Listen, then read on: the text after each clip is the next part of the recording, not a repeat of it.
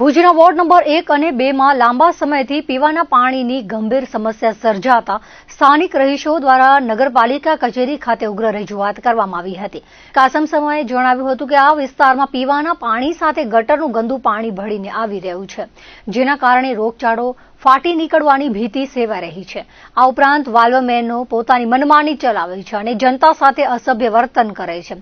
વાલ્વમેનો દ્વારા ગેરકાયદેસર કનેક્શનો પણ કરી આપવામાં આવ્યા હોવાની ફરિયાદ ઉઠી છે, જેના લીધે છેવાડાના વિસ્તારો સુધી પાણી પહોંચતું નથી। ખાસ કરીને ખાસરા ગ્રાઉન્ડ, ગુલાબનગર અને મુસ્કાનનગર જેવા વિસ્તારોમાં લાંબા સમયથી પાણી ન મળતા લોકોમાં ભારે આક્રોશ જોવા મળી રહ્યો છે। આ સાથે જ અમનનગર વિસ્તારમાં રિંગ રોડના કામ દરમિયાન કોન્ટ્રાક્ટર દ્વારા અનેક પાણીની લાઈનો તોડી નાખવામાં આવી છે, જે છેલ્લા 8 દિવસથી રિપેર ન થતા પાણીનો વેડફાટ થઈ રહ્યો છે અને લોકોને હાલાકી ભોગવવી પડી રહી છે। પવિત્ર રમજાન માસ નજીક હોવાથી પાણીની જરૂરિયાત વધવાની છે, ત્યારે સમસ્યાના સત્વરે ઉકેલ માટે ભારપૂર્વક રજૂઆત કરવામાં આવી હતી। નગરપાલિકાના સત્તાધીશો આ મામલે ત્વરિત નિરાકરણ લાવવાની ખાતરી આપી છે।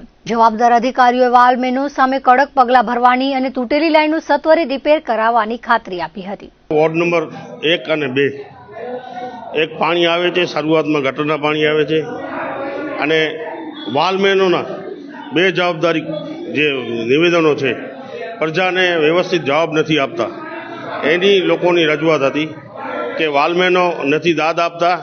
અમને ઠીક લાગે ત્યારે વાલ ખોલશે, ઠીક લાગે ત્યારે તમને પાણી મળશે। આ કોઈ પણ જવાબદારી વાલ્વમેન નથી લેતા, એના માટેની રજૂઆત હતી। એવી જ રીતે જેટલા ગેરકાયદેસર કનેક્શનો પણ વાલ્વમેનો દ્વારા થાય છે અને વાલ્વમેનોની દેખરેખની અંદર થાય છે, એની પણ રજૂઆત હતી। વિસ્તારના લોકો કહેતા હતા કે એવી જ રીતે ખાસરા ગ્રાઉન્ડ, ગુલાબનગરમાં, મુસ્કાનનગરમાં પાણી નથી મળતું, એ લોકોની પણ રજૂઆત હતી કે ભાઈ આ વિસ્તારમાં આટલો ટાઈમ થયો પાણી નથી મળતું, અમે વારંવાર અહીંયા મોરચા લઈને આવીએ છીએ, પણ આજે સાહેબ પાસે પણ આ રજૂઆતો થઈ। અમનનગર જે છે એમાં જે રસ્તાનું કામ ચાલુ છે તે 30 મીટર રિંગ રોડનું, એમાં પણ કોન્ટ્રાક્ટરે ઘણા બધા લાઈનો તોડી નાખી છે, એને પણ તાત્કાલિક રિપેર કરાવે।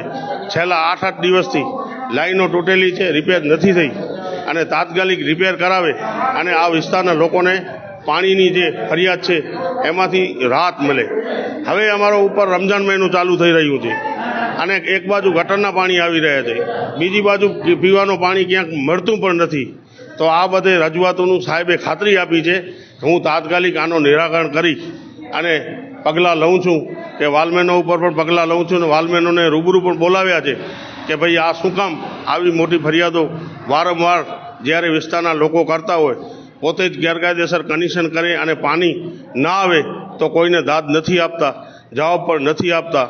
આવા વાલ્વમેનો ખરેખર આ લોકોની સગાવાદની અને ભરામણોથી જે વાલ્વમેનો રાખેલા છે એના કારણે આ પ્રશ્ન ઊભો થાય છે।